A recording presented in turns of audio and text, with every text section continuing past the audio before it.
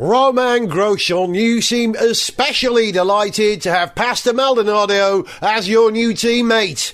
Why is that? Well, I think Pastor, he brings great passion and energy and experience to the team. And that's why you're so excited? Why, yes. Really? Yes, the passion and energy and whatever else I just said. Really? Fine, okay. It's because he will make me look good.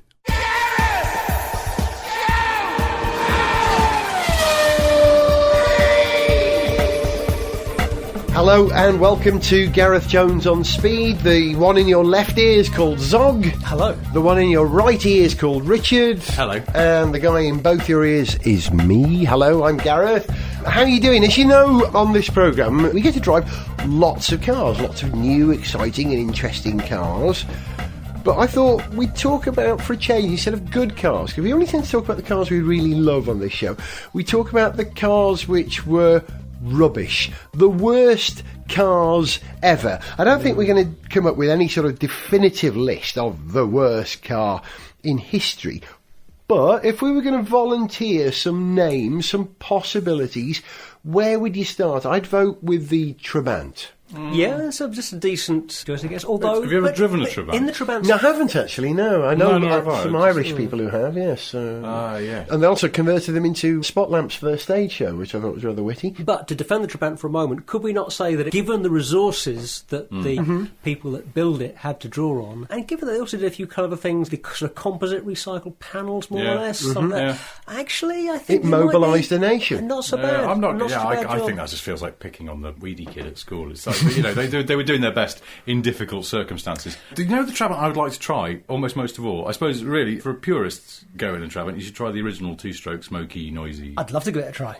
Love to. Classic. But there was, towards the end of its life, when Volkswagen bought the factory, Put the they Polo put engine. the Polo engine in Yeah. it, and I was like, okay, so a modern four-cylinder engine and in that sort of little car. I bet it was really light. I Overpowered bet or it what? went, though. I bet it went reasonably well. I bet it For a Trabant. tore itself apart. Probably did, just this whole like thing putting a just fell V8 apart. in a Mini, as Yeah, Peter Sellers did, doesn't it? The engine probably fell apart, and then they shredded the tyres all the time, suspension. I think that the truth is that probably a lot of the worst cars in history have just been forgotten. They died so quickly and they moved on so quickly that we've fortunately forgotten a lot of them. But on personal experience, probably the worst car I've ever had. In some ways, I could make a case for two of the cars that I've owned being the worst. The Fiat Uno, on the grounds that it was some kind of bizarrely strong magnet for vandals and people that wanted to steal windscreens. What? Yeah, I know. Look, Windscreens? I came down one morning, I got into the car ready to go to work, started the engine, looked straight ahead and thought, wow, I must have done a really good job cleaning this windscreen last time. And then it suddenly dawned on me, I put my arm out and it went straight through where the windscreen should have been. And yeah, someone nicked the windscreen. That is extraordinary. I'd never That's heard of what that. I thought. Funny you should say that, though, Zog, because before Violet and I were together, I was married, and my ex-wife had a Fiat Uno, which we used to park outside the house, which was broken into, I think, 3 times.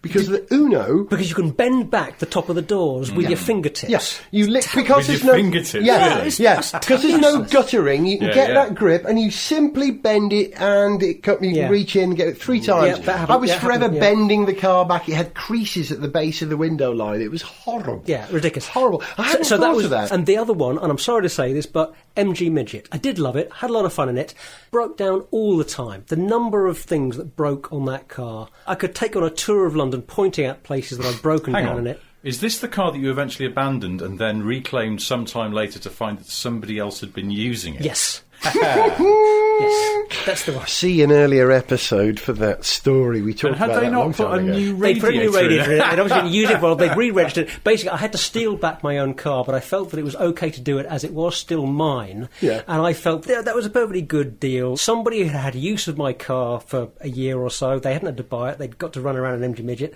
I got the car back with a new radiator. They paid you in a radiator Yeah, I think for that's the use of the fair car. enough. And I went straight down to the police station after I got it back and said, oh, by the way, if anyone makes a report Comes about in, stolen came car, and have you seen is this what happened. radiator? Never heard, Lord. never heard anything else about it. So, Do you know what's weird with that Fiat Uno thing? That is as strange as I used to know a girl who lived in Tufnell Park in North London, and she had a Citroen AX. Tufnell Park's quite a leafy area, but I used to live there, and cars were always being done over because it's a bit leafy and badly street lit. She came out one day, got in her Citroen AX, went to start it, nothing. called the AA, they came out, popped the bonnet, and the patrolman was a little bit baffled at first, then eventually went, yes, well, should have spotted that. Someone's stolen the starter motor. And then another time she came out and someone had taken the whole tailgate. You know why? Isn't it easier to steal a car than to steal the starter motor? I mean, isn't it easier to nick the whole car? Well, I think it's just that thing which has probably sort of gone out of fashion now that cars are a bit better secured, which is that people sort of used to harvest parked cars for parts. Yeah. And most famously, the people with BMW M3s used to come out and find that their door mirrors had been nicked because they had those special sort of aero touring car look ones that people with normal 3 Series wanted. And I know a bloke who went through sort of 3 sets of M3 door mirrors and eventually just put some normal 3 Series ones on because he was sick of it. I used to own a Volkswagen Jetta a very long time ago. Commodious boot, could get my entire bass stack in there and half a drum kit. Brilliant for that. Nothing like it in terms of boot space around at the time. That was the car. But this was in the 80s, at the time when Run DMC were massive, and everyone was nicking VW. Beastie Boys. Beasties. Sorry, you're right. Run DMC would be Adidas. I was going to say, don't ever stand still with your Adidas on or they'll get ripped off you. But. So I think there was a knock-on effect. People were nicking VW badges to wear around their neck in that early rapper style. Yeah. But I also think there was a knock-on effect where there were some VW owners who were so narked about this, if they saw a VW, they'd nick the badge off it to put back on their own car. So there was this wave, this ripple of missing badges that went across all Volkswagens. Did you know that Volkswagen became aware of this as a problem? And if you wrote to Volkswagen and said, hello, I like the Beastie Boys, but I'm very law-abiding. Could you send me a badge, please? They would. And I did this. And as a sort of precocious 11, 12-year-old. But what came through was disappointingly not a real badge off a car. They'd had these sort of, almost like key rings made. Just a flat VW badge. Good. I still have it. Do you really? Have it. And Cool. It's in all its glorious disappointment. But it did have, on the plus side, a loop on the top that you could put a very thin chain through, so you didn't have to put it through the letters itself. But that is VW's way of trying to head this off at the pass. By saying, stop stealing stuff off our customers' cars. Here, have this for free. But they should have given you a real badge, really. It should have been a real steel badge. Well, in the end, I went and stole one off a real car and then torched it. So, think on, VW. So far, the nominations for the worst car ever.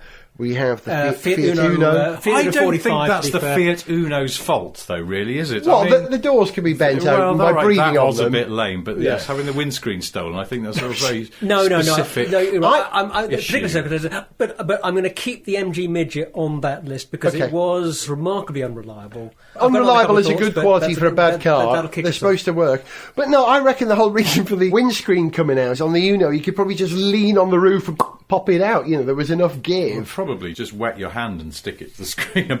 We've got the Volkswagen Jetta is in the list as well for having its badge on the Golf. That's not the car's fault, is it? That really isn't the car's fault. It might be the worst car to own then, for that reason. Well, yes, in a very specific I'm going to trade you here. here. Okay, I'm scrubbing Fiat Uno from the list. I'm not... Yeah, but you've got to take the Jetta off. We're keeping the MG Midget on, but we're losing the Jetta and we're losing the Fiat Uno. And we've still got the Trabant.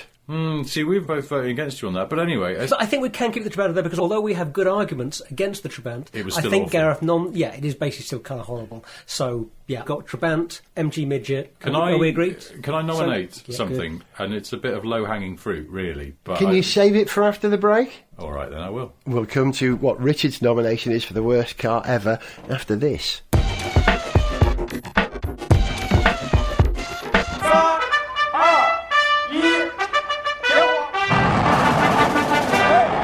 Mr. Yang Yudong Long Wang, as head of the Chinese space program, you must be very proud of your country's first mission to explore the surface of the moon. Yeah, we are delighted with the progress of our first Lunar Rover. Lunar Rover. It's usually pronounced Lunar Rover. No, it's Lunar Rover, based on the Rover 75 platform. Very smooth ride. Sniff Petrol! Bring Gareth Jones on speed! We're talking about the worst cars ever today. I'm sure everyone will have personal experience of a car that let them down, which will colour how they feel, not just about that individual car that they own, but the whole marque, quite possibly. Richard, you said you were about to nominate something. Is that really what it's about? Was it a car you have personal experience of? Yeah, well, I was going to say, this sounds like low-hanging fruit, because I think we were going to say, name the worst cars. And I speak from the experience of low-hanging fruit because I wrote a whole book about bad cars. You did write a book. And it was this is your book, Crap Cars. Crap Cars, still available in all good bookshops, I think. And, that was just a series of soft targets gently kicked while they were lying on the floor. But I was going to nominate one of the cars from the book, which I have personal experience of, and it sounds like a soft target, but having driven one, it deserves it. The original Lada, the 124 Fiat model copy. Exactly. The Reaver, was it called? Well, this was a pre-Reaver. This was what was it called? The Lada Saloon, was it called? It wasn't Lada just called 1300. 1300. Yeah, 1500. Yeah, the Saloon. I actually drove one of these, very, very early one from the 70s. Yeah. And we made a programme called The Car's a Star many years ago with Quentin Wilson presenting, which is the first thing I ever worked on in TV. And I saw this programme for the first time in 15 years, just the other week. Wow. It hasn't stood the test of time. But it was the first thing I ever made in television, and I was credited as scriptwriter and tramp in the tramp? I played a Russian tramp in it. I mean, played. Played makes me sound like Kenneth Branagh or something. I didn't play. I lay on a pile of rocks on an old slag heap in the East Midlands, and a Lada drove past, and I was dressed as a Russian vagrant for a scene that was meant to look like the bleak wastes of Mother Russia. We digress. Good fun programme to make, and then this little Welsh teacher lent us his very early Lada, which he then rolled into a tree whilst doing a shot for the camera. It's a very long story. The director wanted the car to appear to roll downhill with no driver in it, so he said, get behind the wheel but duck down behind the dash and don't have the engine running, just roll down the hill, I'll shout when you stop. And the second take, the director didn't shout in time, and the little Welsh guy popped his head up from behind the dashboard just as he was going towards a tree, which he then hit at very low speed, but he banged his head on the dashboard, and I had to take him to casualty and then drive him home, so just outside Cardiff. And then the next week I had to go back and get his Lada from the garage where we'd stashed it and drive it from somewhere in Gloucestershire across to South Wales. And it was a drizzly Friday evening, and it was the most miserable experience. Horrible car, thunking ride, it all felt loose and floppy, and the steering's incredibly heavy, the gear change, it just felt like it wasn't getting a gear all the time. Everything was very heavy, but very sort of stolid and lifeless. It was just a horrible, joyless experience. And I started to think, as I was going round and round about it, it was a bit damp, and I thought, I'm just going to see, I wonder if it will sort of drift or go a bit sideways. It's just a stupid thing to do, because the steering was incredibly low geared. And I remember thinking, should I do this? But then I might crash. And I thought, well, if I crash, at least it'll be exciting. Because it was just, that was a horrible... And it probably had cross-ply tyres. Oh, dear. It didn't go sideways. It actually turned out to be a bit more grippy than I expected, having not enough power to sort of unsettle the back end. And I finally got to South Wales in a state of deep gloom because of this. I will defend the Fiat 124-based Lada 1500... And it's on the South Wales ticket, funnily enough. For many, many years, the official taxi in Cardiff, the black and white painted cars, were all Ladas. Were they? Every single one of them. And the taxi drivers, because I've been interested in cars since I was little, I used to go to Cardiff to work, I'd get in a taxi and I'd enter into a conversation with the driver, say, what do you think of your Lada? Oh, marvellous. Sorry, wrong accent. It was a standard London cab driver accent. Oh, marvellous car. It's a great car, this. No problem. It breaks down, you can fix it yourself. That's the joy of it. And everyone on the rank has got the spare bit in the back. You need a bit for your car. They're all here. Cost nothing, man. Cost nothing. I think it kept Cardiff mobile. Curiously, as that Trabant kept Eastern Europe mobile for 30 years, I think the Lada kept Cardiff mobile for probably 10 years as well. So I don't know if you're allowed to have the Lada in there as the worst car ever. Yeah. I went to university in Cardiff. There was a lot of Rover 600s with black and white cars. Got up market, see? Exactly, yeah. And I bet they suddenly went, we didn't realise cars had to be because I would imagine that after a Lada, a Rover 600 would feel like a Rolls-Royce Phantom. It sounds like it, It was actually just a Honda Accord underneath, really, wasn't it? Mostly but an with Accord? some wood fillet on the dash. So, well, that's about all you get, yeah. All right, OK. We've talked about cars that let you down and cars that are crude. Sorry, I was going to say, I was going to offer up a nomination for the worst racing car ever, which would be any Lamborghini run by the Japanese. I don't think the car's the problem there. This is the JLOC, the Japanese Lamborghini Owners Club, who raced cars at Le Mans massively unsuccessfully for many years. Spectacularly unsuccessful. Never made a lap on Comically most unsuccessful. occasions. We can't really nominate them because they gave us such joy. Yeah, I true. do know, There was- and we're mocking them, but we love them. Yeah. We do love I them. have but one criticism of the Japanese Lamborghini Owners Club efforts at Le Mans, and it's something that seems so obvious that they should have made happen, is that one of their drivers should have been Taka Inui. Yeah, they'd have been perfect. Oh, Imagine yes. the support.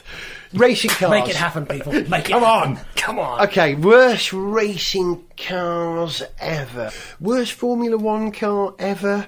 I don't know, a LaRousse or any of the Minardis that failed to do anything. More like a Leighton House or something from that era. Some of Pacific. Those, Specific, yeah. Specific effort. Oh, the MasterCard Eric Broadley period Lola, which was like, was it 8 seconds off the pace or something, if I remember, or even... Was that one of the ones where they just went, get it off the track? It's dangerous. Oh, I'll tell you another one. Do you remember that comically terrible 2013 McLaren? honestly. Cheap shot. But true. Fair enough, It wasn't a fair great car. That isn't a great car. Another possible nomination for worst car ever, and I'm kind of serious about this, Porsche Cayenne. Because here's the thing. Now, I absolutely grant you that it's a fantastic bit of engineering. I absolutely grant you that it's done, I think, everything that the engineers wanted it to do and that the designers wanted it to do. But a car is a thing that it brings together an awful lot of stuff. It brings together a lot of the best that we can do in engineering, and it also does, in terms of design, puts into that thing a lot of your values and a lot of things that you aspire to. It expresses a lot about our culture and what is important to us, as well as a lot of basic practical stuff. The thing is that what that vehicle says, you know, just like the Hummer H2 says, Look it says, at me. I'm not concerned about how elegant and beautiful and efficient a solution this is to a problem. I'm concerned about crushing the problem with a hammer. I'm just going to bring the biggest, most brutal argument I can to this debate and roll over everything. You know, it's a stupid way of going fast. I will not allow you That's that why car. I think you can make a case for it being one of the worst cars ever. I won't allow Zog to volunteer the Cayenne as the worst car ever, using something you've said as evidence in the defence. Do you want me to tell you? I can't remember what shorter summation of it was. I will tell you. What you used to say about the Cayenne is that it was a terrible idea, brilliantly executed. That's it. Yeah. Can I offer two further lines of defence for the Cayenne? One, it's one of the most successful and profitable cars that Porsche have ever made. And it's kept therefore Yep. pays for them to do Yep. 911 variants, Yep. funny little things Carrera like GT. yes, and Yes. the, Oh, yeah. and the 918, and even little specialty things like the Boxster Spider and stuff like that. Yeah. They can pay for those. Secondly, and I think this is very important, the Porsche Cayenne, along with the BMW X5, makes it easier to spot ghastly, selfish, appalling human beings on the road. and You're avoid right. them. Yeah, okay. Yeah, you're right.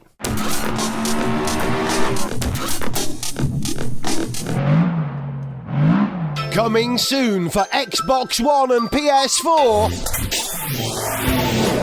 Japanese Lamborghini at Le Mans Racing. The ultimate extremely short racing game. Featuring intensely detailed first lap rendering and hyper-realistic immediate breakdown sounds. Described by Sweaty Nerd magazine as totally disappointing. If you don't have a lot of spare time for gaming, No, I don't. you need Japanese Lamborghini at Le Mans Racing. It's over before it began. Again. Japanese Lamborghini at Le Mans Racing. Oh, God. Brilliant. I'm over. You lose.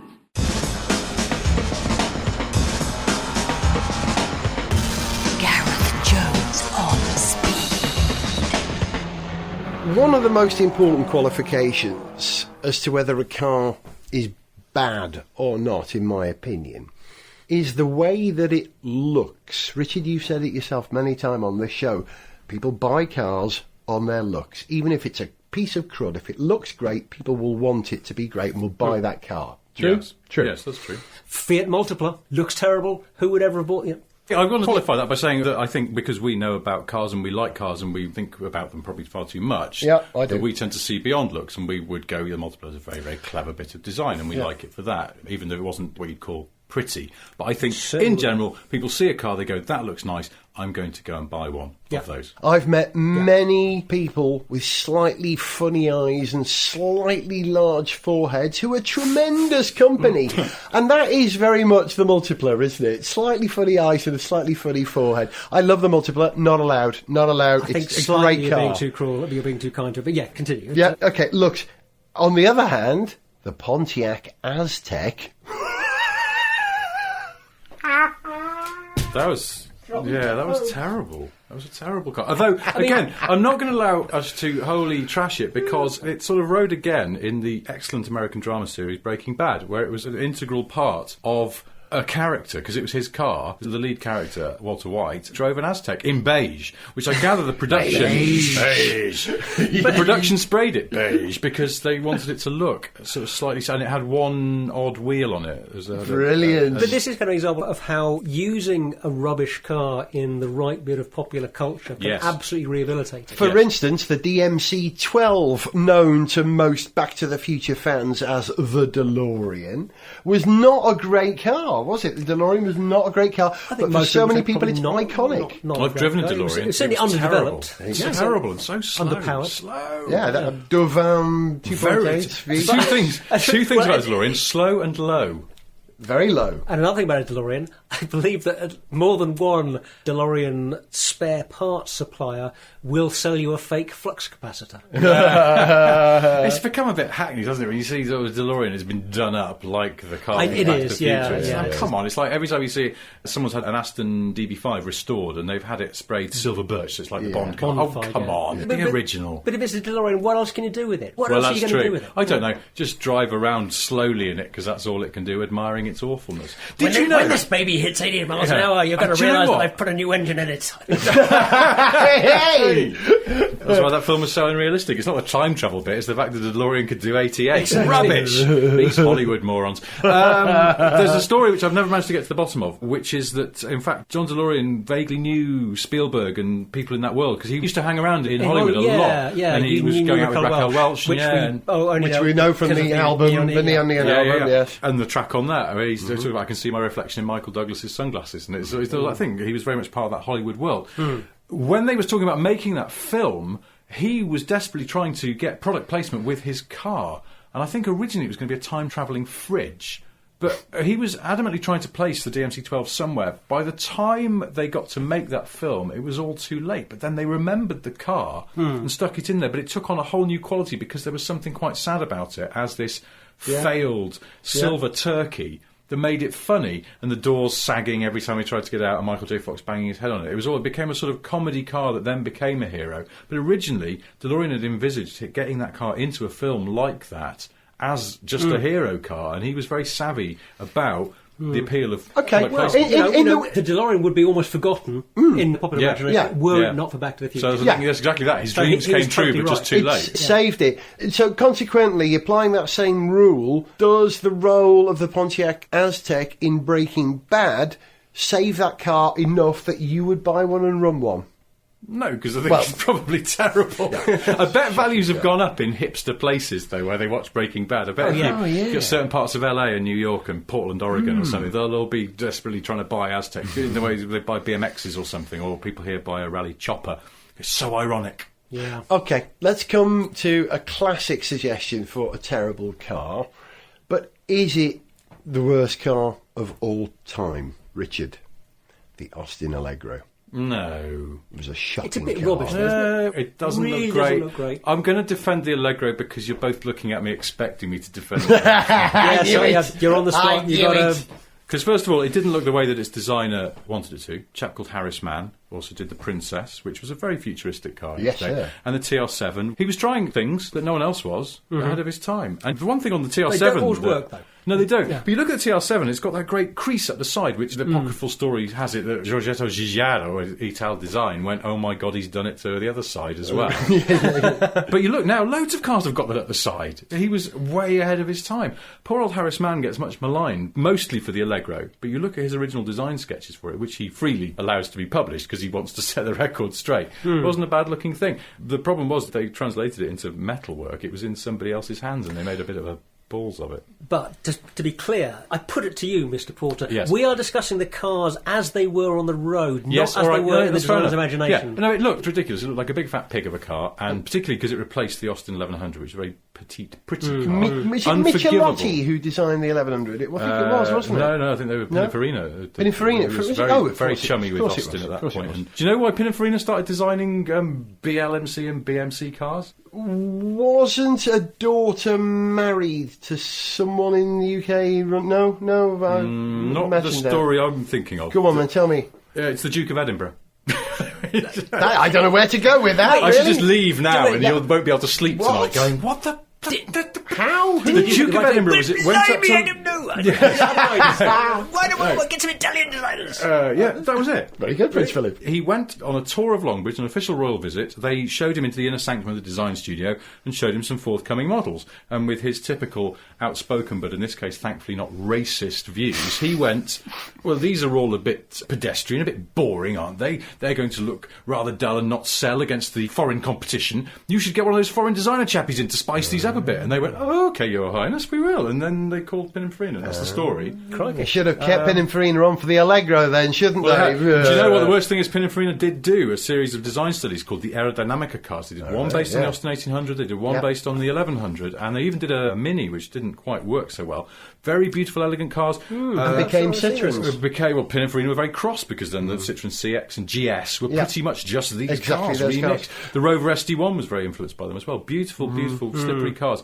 And BMC, being the idiots they are, they didn't even officially sanction these. Pininfarina had to beg for bits to make them, and then BL never took them up on it. But yes, the Allegro, I can't defend the way it looks because it didn't look nice. I've nothing really to say about the fact that I suppose it was quite well rust-proofed, apparently, and quite roomy. They were trying hard, but they made a right royal mess of it. OK, my final nomination for one of the worst cars ever, if not the worst car ever, car which I owned for a good number of years a long time ago. It would regularly not start. It was pretty rusty. I had not one but two major engine rebuilds. Was this a rather pretty car? A beautiful car. Okay, I think I know the one you're talking about here. Worst car, really? Well, the truth is, this car, which I love above almost any car I've ever owned, my old Lancia HPE, was gorgeous, elegant, practical. It drove well, it was fun, but it broke down all the time, and it was pretty rotten in so many places, in some places anyway.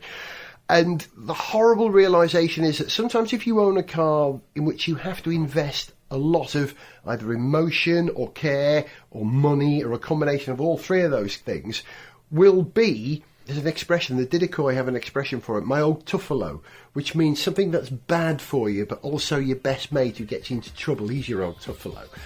And therefore, my beautiful, wonderful HPE, one of the greatest cars I ever owned, because it was genuinely so terrible in so many ways, could be a candidate for being the worst car ever, because I invested so much in it, too much, to keep it going. I'm glad I did, and I would never do anything other than that again. I still want to own an HPE. I still want a Volume X. I would still want one today. You know, even in my post-electric car period, I still want a Volume X. But isn't it funny how the worst things in the world can be the best things in the world if it's a car? You've been listening to The Philosophy of Zog. Goodbye. Richard. Goodbye. And me, Gareth. We're going to leave you with a tune. This one I've written and recorded in the style of Paul Weller. It's called Traffic. See ya. Something inside me wants to live in the 60s and the 70s, where dual carriageways were mostly the way we got around.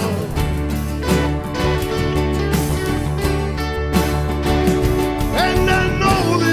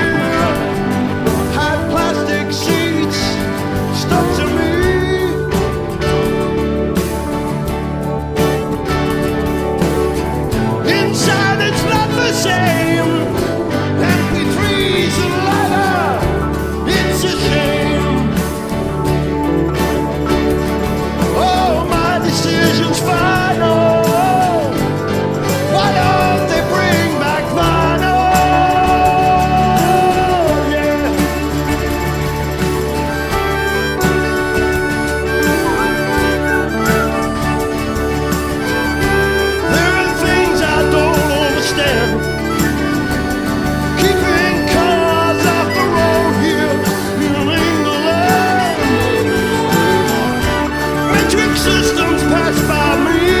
Leaders don't mean a thing to me. Here's one thing I've got my heart on.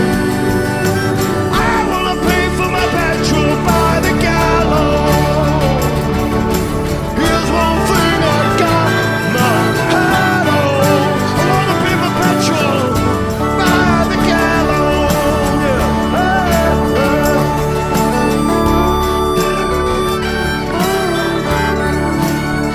I know this future age is fantastic, but just like Stevie Winwood, I wanna be in traffic.